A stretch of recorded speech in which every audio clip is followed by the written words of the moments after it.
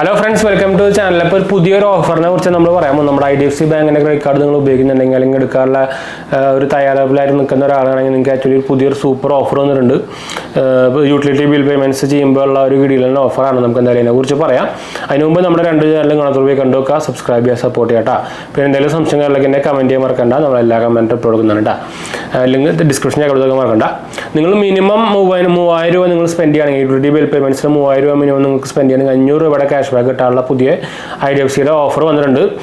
ഇപ്പോൾ ഇലക്ട്രിസിറ്റി ബില്ലായിക്കോട്ടെ, ഗ്യാസ് ബില്ലായിക്കോട്ടെ, വാട്ടർ ബില്ലായിക്കോട്ടെ, ടെലിഫോൺ ബില്ലായിക്കോട്ടെ, മൊബൈൽ, സാറ്റലൈറ്റ് കേബിൾ, കമ്പ്യൂട്ടർ ഇതിൻ്റെ ബില്ലായിക്കോട്ടെ, ജനുവരി, ഫെബ്രുവരി, മാർച്ചിൽ നിങ്ങൾ 3000 രൂപ സ്പെൻഡ് ചെയ്യുകയാണെങ്കിൽ നിങ്ങൾക്ക് 500 രൂപയുടെ ക്യാഷ് ബാക്ക് കിട്ടും കേട്ടോ. നല്ല പരിപാടിയാണ് IDFC ബാങ്കിൻ്റെ.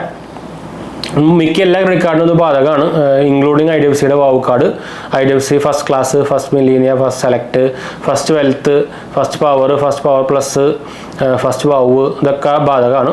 ക്യാഷ് ബാക്ക് നമുക്ക് 45 ഡേയ്സ് കഴിഞ്ഞാണ് കിട്ടുക കേട്ടോ.